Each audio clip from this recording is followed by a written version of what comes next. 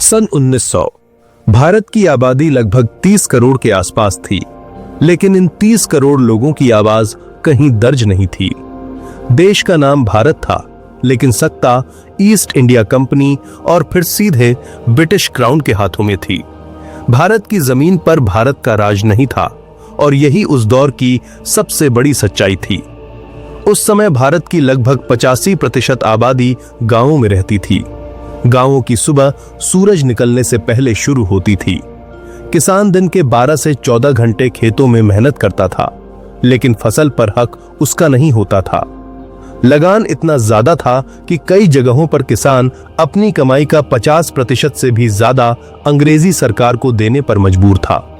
Railway network फैल चुका था। सन 1853 में पहली ट्रेन चली थी और सन 1900 तक भारत में लगभग 40,000 किलोमीटर से ज्यादा रेलवे लाइन बिछ चुकी थी। देखने में यह विकास लगता था, लेकिन असल मकसद था कच्चा माल बंदरगाहों तक पहुंचाना और ब्रिटेन भेजना। एक तरफ ट्रेनें दौड़ रही थीं, दूसरी तरफ गांवों में लोग भूख से मर रहे थे। सन 1896 से 1902 के बीच भारत ने भयानक अकाल देखा। अकेले अकाल में लगभग 50 लाख से 1 करोड़ लोगों की मौत मानी जाती है। गोदामों में अनाज मौजूद था, फिर भी लोगों को खाना नहीं मिला। उस समय भारत से ब्रिटेन को हर साल लाखों टन अनाज निर्यात किया जा रहा था। यह सिर्फ प्राकृतिक आपदा नहीं थी, यह सिस्टम की क्रूरता थी। शिक्षा की हालत और भी डरावनी थी। सन 1901 की जनगणना के अनुसार भारत में साक्षरता दर सिर्फ 5 से 6% के बीच थी। महिलाओं में यह आंकड़ा 1% से भी कम था। स्कूल थे, लेकिन आम लोगों के लिए नहीं।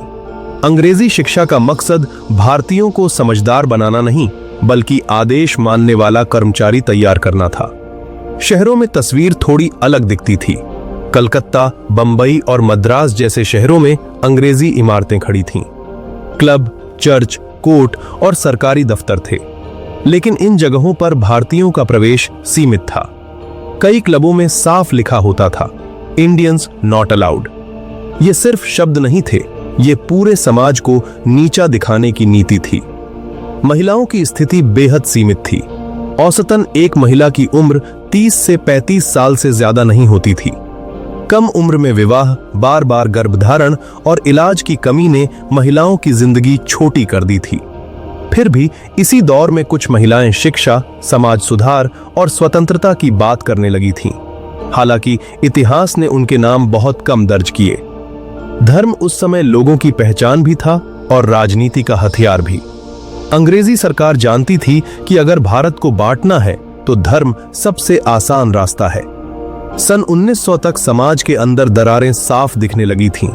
हालांकि आम आदमी अभी यह नहीं समझ पा रहा था कि यह विभाजन जानबूझकर पैदा किया जा रहा है। औद्योगिक भारत लगभग खत्म कर दिया गया था। सन 1750 में भारत दुनिया के कुल औद्योगिक उत्पादन का लगभग 23% हिस्सा रखता था, लेकिन सन 1900 तक यह घटकर 2% से भी कम रह गया।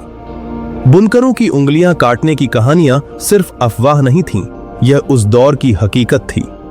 लेकिन इसी अंधेरे में बदलाव की चिंगारी भी थी। सन 1885 में इंडियन नेशनल कांग्रेस की स्थापना हो चुकी थी। सन 1900 तक यह आंदोलन धीमा था, लेकिन विचार तेजी से फैल रहे थे। अखबार, पत्रिकाएं और सभाएं लोगों को सोचने पर मजबूर कर रही थीं। सन 1900 का भारत बाहर से शांत दिखता था, लेकिन अंदर से उबल रहा था।